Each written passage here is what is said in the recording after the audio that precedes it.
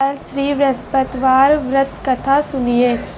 एक समय की बात है कि भारतवर्ष में एक नृपति राज करता था। वह बड़ा ही प्रतापी और दानी था।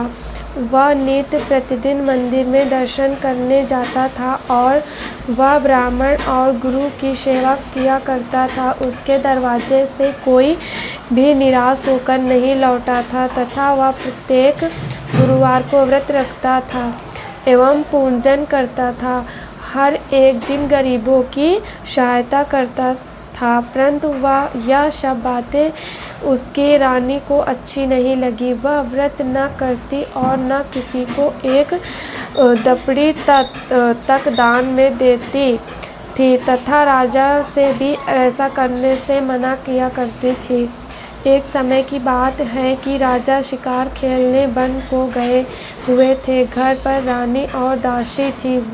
उस समय गुरु बृहस्पति देव एक साधु रूप धारण कर राजा के दरवाजे पर भिक्षा मांगने आए तथा भिक्षा मांगी तो रानी कहने लगी, और पूर्ण में तंग आ गई हूँ। मेरे से तो घर का ही कार्य समाप्त नहीं होता। इस कार्य के लिए तो मेरे पतिदेव ही बहुत है।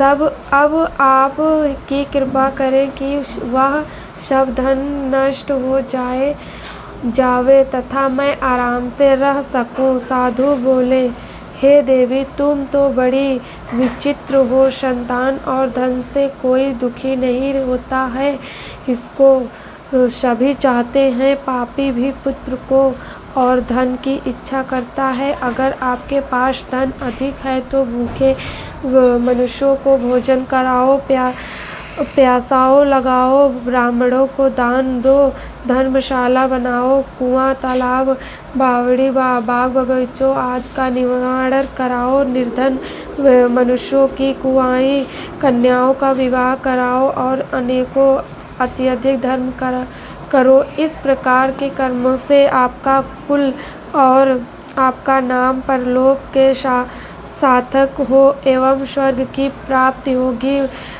मगर वह रानी इन बातों से खुश न हुई। वह बोली, हे साधु महाराज, मुझे ऐसे धन की भी आवश्यकता नहीं जिसका और मनुष्य को दान दूं तथा इनको रखने उठाने में मेरा सारा समय ही बर्बाद हो जावे। साधु ने कहा, हे देवी, तुम्हारी ऐसी इच्छा है तो ऐसा ही होगा। मैं तुम्हें बताता हूँ, वैसा ही करना।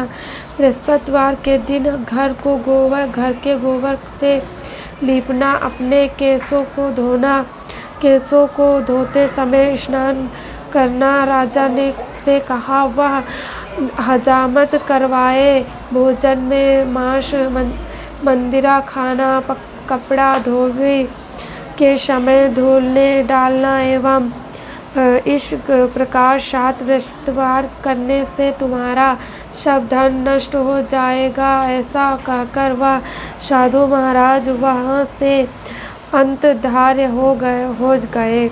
रानी ने साधु के कहने के अनुसार वैसा ही किया। 3 बृहस्पतिवार ही बीते थे कि उसका समस्त धन नष्ट हो गया और भोजन के लिए दोनों समय तरसने लगे, सारांश भागों से दुखी रहने लगे।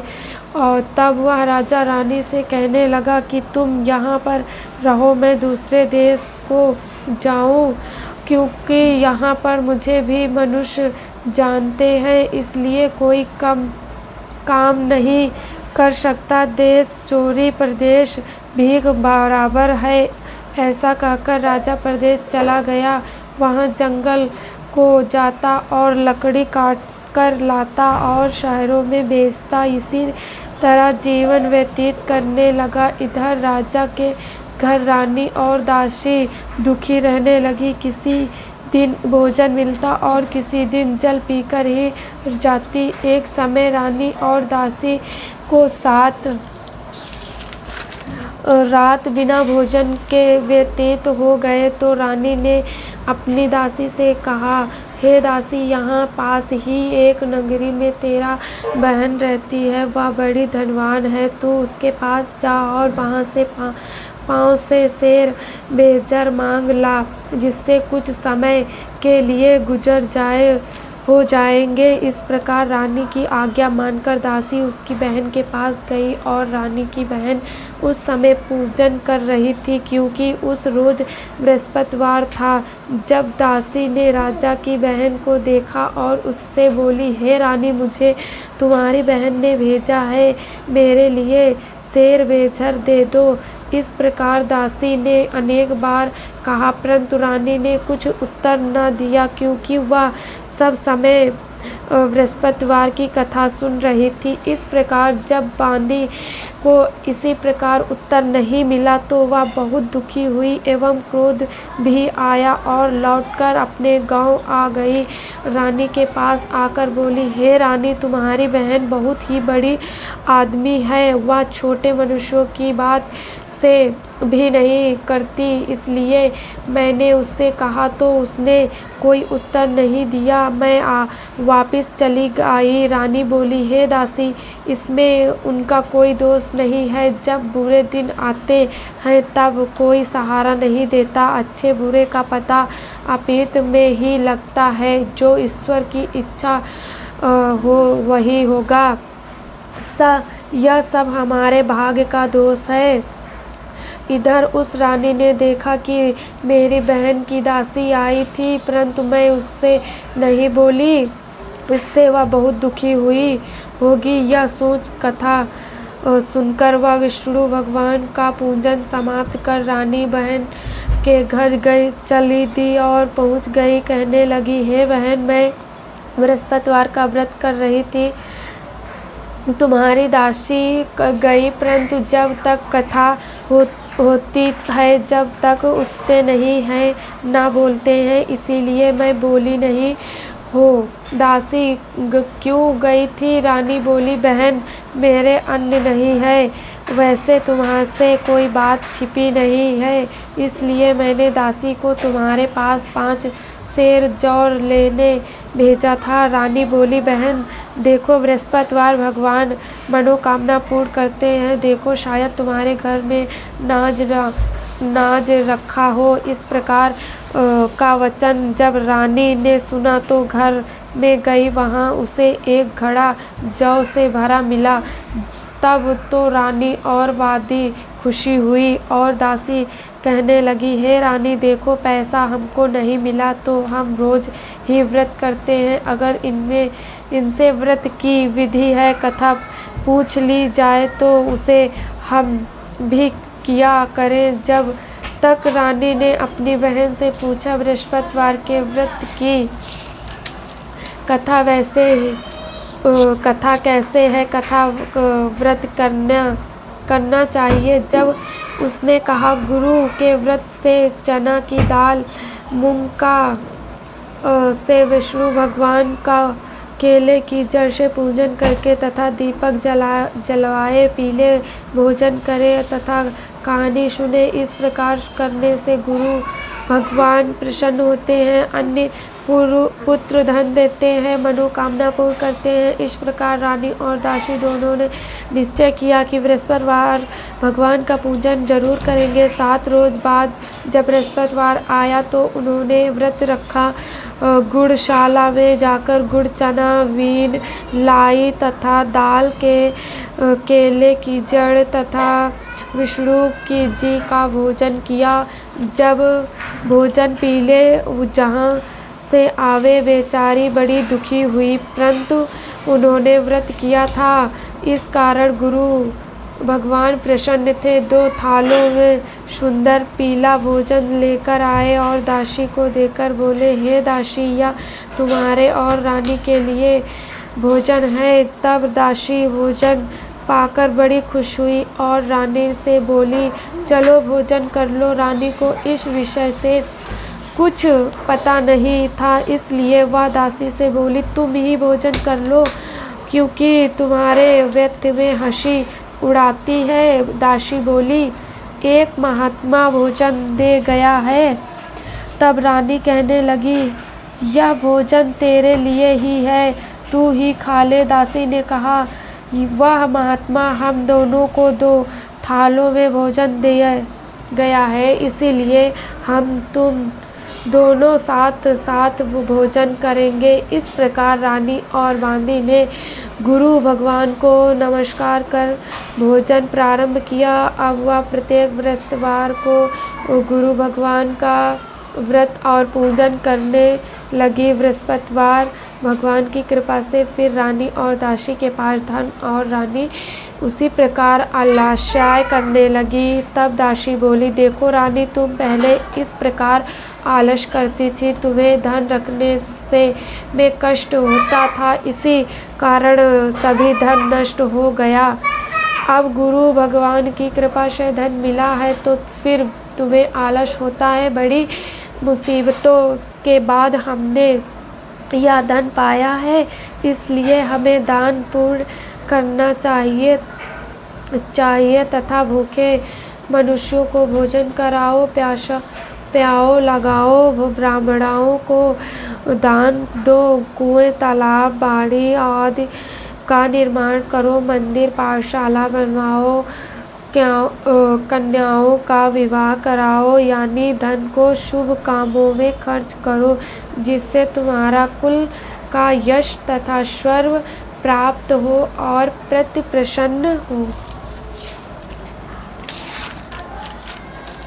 तब रानी ने उसी प्रकार कर्म करने प्रारंभ किए तो काफी यश फैलाने लगा। एक दिन रानी और दासी विचार करने लगी, खाने और पहनने की साथी होती है, पर भगवान की आज्ञा मानकर वह अपने नगर चलने की तैयार हुआ। इससे पूर्व राजा प्रदेश चला गया तो वहाँ दुखी रहने लगा। प्रतिदिन जंगल की लकड़ी बीनकर लाता और शहर में बेचकर अपने जीवन को कठिनता से व्यतीत करता। एक दिन राजा दुखी हो अपनी पुरानी बातों को याद करके रोने लगा। तब जंगल में बृहस्पतिवार देव को साधु का रूप धारण करके आए और बोले, हे लकड़हारे, तुम इस सुनसान जंगल में इस चिंता से बैठे हो, तुम्हें बताओ। यह सुन राजा ने नेत्रों में जल भर आया और साधु की वंदना कर बोले, हे प्रभु, आप सब कुछ जानने वाले हो। इतना कह साधु को अपनी संपूर्ण कहानी बतलाई। महात्मा दयालु होते हैं। उससे बोले, हे राजा, तुम्हारी स्त्री ने बृहस्पति देव का अपराधन किया और जिन कारण तुम्हारी यह दशा हुई। अब तुम किसी प्रकार की चिंता मत करो, भगवान तुम्हें पहले से अधिक धनवान रखेगा। देखो, तुम्हारी स्त्री ने भी गुरुवार का व्रत प्रारंभ कर दिया। तुम मेरा कहा मानकर बृहस्पति का व्रत करके चने की दाल, गुड़, जल के लोटे में डालकर केले का पूजन करो, फिर कथा कहो और सुनो, भगवान तेरी सब कामनाओं को पूर्ण करेगा। साधु को प्रसन्न देखकर राजा बोला, हे प्रभु, तुम्हें लकड़ी बेचकर इतना पैसा नहीं मिलता जिससे भोजन करने के उपरांत कुछ बचा सकूं। मैंने स्त्री के में अपनी रानी को व्याकुल देखा, मेरे पास कुछ भी नहीं, इससे उसकी बराबर तो मांग सकूं और फिर मैं भी कहानी कहूँ। वह मुझको कुछ भी मालूम नहीं। पर साधु कहा, हे राजा, तुम किसी बात की चिंता मत करो। बृहस्पतिवार के दिन तुम रोजाना की तरह लकड़हारे लेकर शहर को जाओ। तुमको रोज 2 गुना धन प्राप्त होगा, जिससे तुम भली भांति भोजन कर लोगे तथा बृहस्पति देव की पूजा का सामना भी आ जाएगा। और बृहस्पतिवार की कहानी निम्न प्रकार से है। बृहस्पतिवार की कहानी। प्राचीन काल में एक ब्राह्मण था। वह बहुत निर्धन था, उसके कोई संतान नहीं थी। उसकी स्त्री बहुत मलिनता के साथ रहती थी, न वह स्नान करती थी, किसी देवता का ही पूजन करती। प्रातः काल उठते ही सर्वप्रथम भोजन करती, बाद में लोगों को कई काम। इससे ब्राह्मण देवता बड़े दुखी थे। बेचारे कुछ बहुत करते थे किंतु उसका कोई परिणाम न निकला। भगवान की कृपा से ब्राह्मण की स्त्री के कन्या रूपी रतन पैदा हुआ। वह कन्या घर में ही बड़ी होने लगी। वह बालिका प्रातः स्नान करने विष्णु भगवान का पूजन करने लगी। बृहस्पतिवार को व्रत करने लगी। अपने पूजन को समाप्त कर स्कूल जाती तो अपनी मुट्ठी में जौ भर ले जाती और पाठशाला के मार्ग में डालती जाती। तब ये जौ स्वर्ण के हो जाते। लौटते समय उसे बीनकर घर में लाती थी। एक दिन वह बालिका धूप में सोने के जौ को फटक साफ कर रही थी कि उसके पिता ने देख लिया और कहा, हे बेटी, सोने के जौ फटकने के लिए सोने का ही सूप होना चाहिए। दूसरे दिन गुरुवार था। इस कन्या ने व्रत रखा और बृहस्पतिवार देव से प्रार्थना करके कहा, हे प्रभु, मैंने आपकी पूजा सच्चे मन से की है तो मेरे लिए सोने का सूप दे दो। बृहस्पति देव ने उसकी प्रार्थना स्वीकार की ली। रोजाना की तरह वह कन्या जौ फैलाती और जौ ले जाने लगी। जब लौटकर जौ बिन रही थी तो बृहस्पति देव की कृपा से सोने का सूप मिला। उसे वह घर ले आई और उसमें जौ साफ करने लगी। परंतु उसकी माँ को वही ढंग रहा कि एक दिन की बात है कि वह कन्या सोने के सूप में जौ साफ कर रही थी। उस समय उस शहर का राजपुत्र वहाँ होकर निकला। इस कन्या के रूप और कार को देखकर मोहित हो गया तथा अपने घर आकर भोजन तथा जल त्याग कर उदास लेट गया। राजा को जब इस बात का पता लगा तो अपने प्रधानमंत्रियों के साथ उसके पास गए और बोले, हे बेटा, तुम्हें की बात का कष्ट है? किसी के ने अपमान किया अथवा कोई और कारण हो सो कहो, मैं वही कार्य करूँगा जिससे तुम्हें प्रसन्नता हो। अपने पिता की राजकुमार की बात सुनी तो वह बोला, मुझे आपकी कृपा से किसी बात का दुख नहीं है। किसी ने मेरा अपमान नहीं किया, परंतु मैं उस लड़की के साथ विवाह करना चाहता हूँ जो सोने के सूप में जौ साफ कर रही थी। यह सुनकर राजा आश्चर्य में पड़ा और बोला, हे बेटा, इस प्रकार की कन्या का पता तुम्हें लगाओ, मैं उसके साथ तेरा विवाह अवश्य करा दूंगा। राजकुमार ने उस लड़की के घर का पता बतलाया। तब मंत्री उस लड़की के घर गए और ब्राह्मण देवता को सभी हाल बतलाया। ब्राह्मण देवता राजकुमार के साथ अपनी कन्या का विवाह करने के लिए तैयार हो गए तथा विधान के अनुसार ब्राह्मण की कन्या का विवाह राजकुमार के साथ हो गया। कन्या के साथ घर में से जाते ही पहले की भांति उस ब्राह्मण देवता के घर में गरीबी का निवास हो गया। अब भोजन के लिए अन्न भी बड़ी मुश्किल से मिलता था। एक दिन दुखी होकर ब्राह्मण देवता अपनी पुत्री के पास गए। बेटे ने पिता की दुखी अवस्था को देखा और अपनी माँ का हाल पूछा। तब ब्राह्मण ने उसकी सभी हाल कहा। कन्या ने बहुत धन देकर अपने पिता को विदा कर दिया। इस तरह ब्राह्मण का कुछ समय सुखपूर्वक व्यतीत हुआ।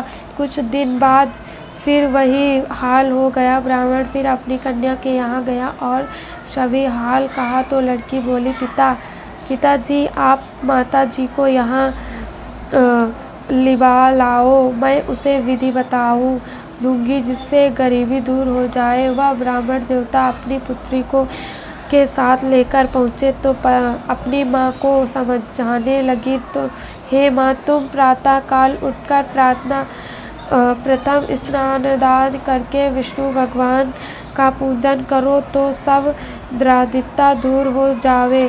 परंतु माँ ने एक ही बात नहीं मानी और प्रातःकाल उठकर अपने बच्चों की जूठे को खाली। एक दिन उसकी इस पुत्री को भी बहुत गुस्सा आया और एक रात को कोठरी से सभी सामान निकाल दिया और अपनी माँ को उसके अंदर बंद कर दिया। प्रातःकाल उसमें से निकला तथा स्नान आदि करके पाठ करवाया तो उसकी माँ की बुद्धि ठीक हो गई और फिर प्रत्येक बृहस्पतिवार को व्रत करने लगी।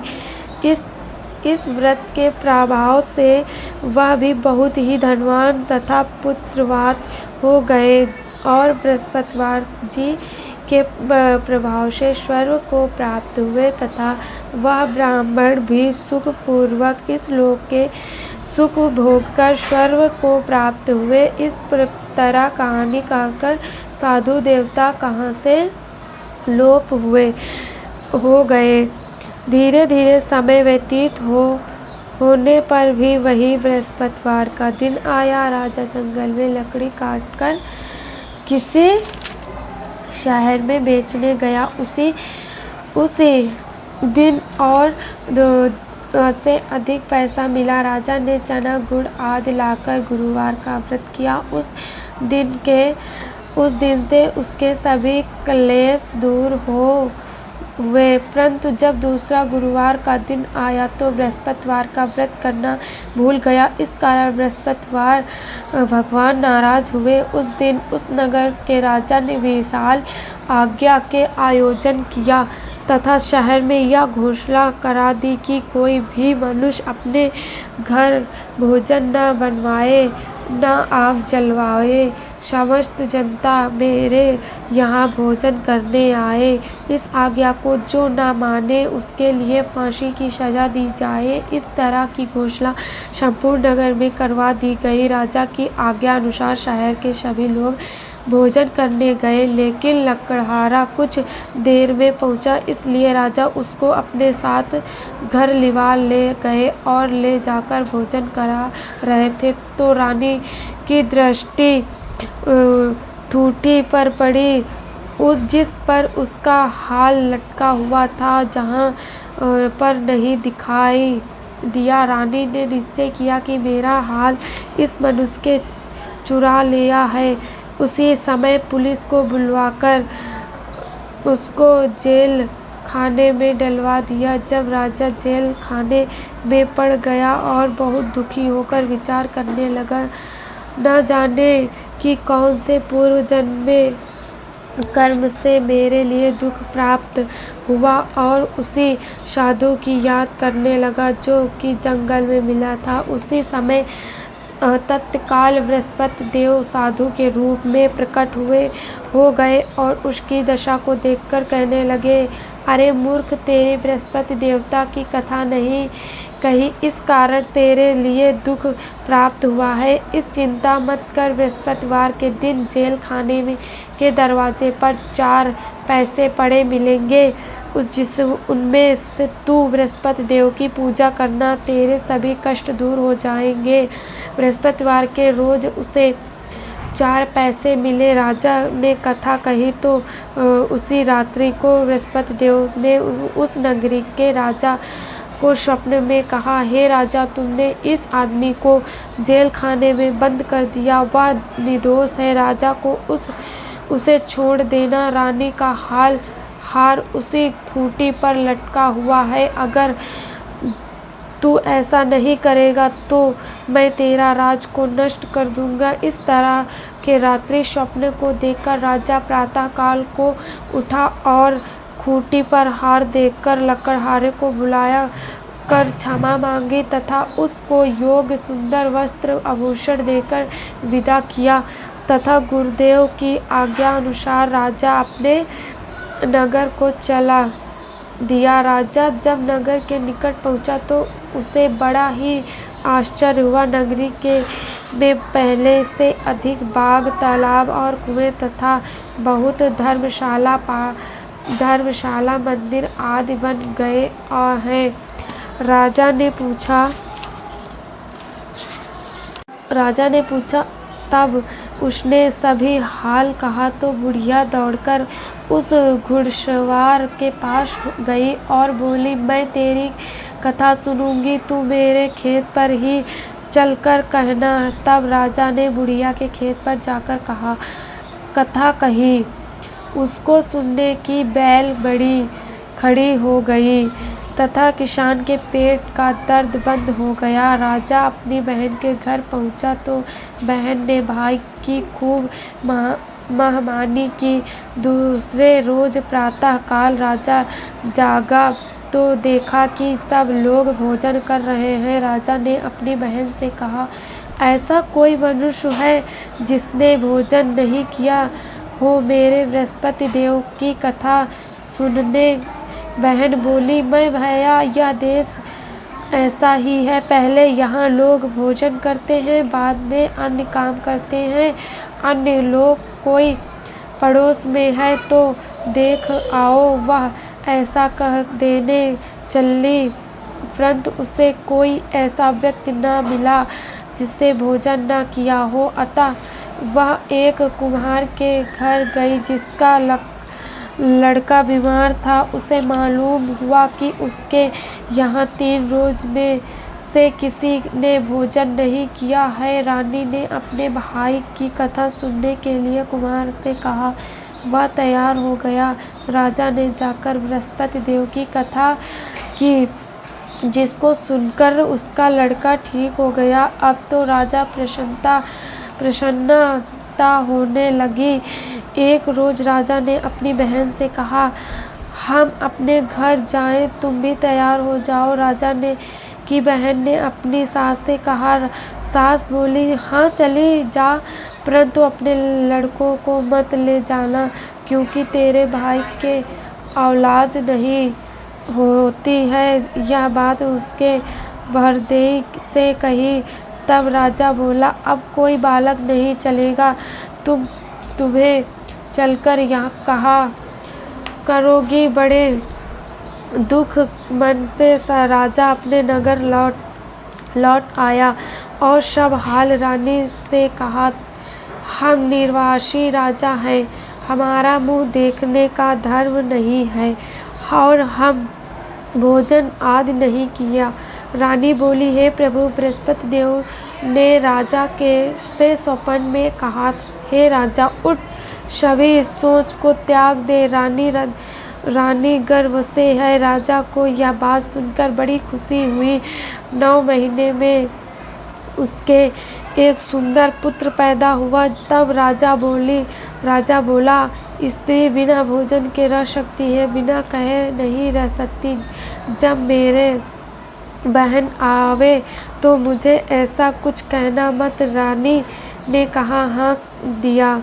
राजा की बहन ने यह शुभ समाचार सुना तो वह बहुत खुश हुई। तब बधाई देकर अपने भाई के यहाँ आई। तभी रानी ने कहा, घोड़ा चढ़ाकर तू नहीं आई, गधा चढ़ी आई। राजा की बहन बोली, भाभी, मैं इस प्रकार न कहती तो तुम्हें औलाद कैसे मिलती। बृहस्पति देव ऐसे ही है, जैसे जिनकी मन में कामनाएं हैं सभी की पूर्ति पूर्ण करते हैं। जो सद्भावना पूर्वक बृहस्पति देव का व्रत करता है एवं कथा पढ़ता है अथवा सुनाता है और दूसरों को सुनता है, बृहस्पति देव उनकी सभी मनोकामनाओं पूर्ण करते हैं।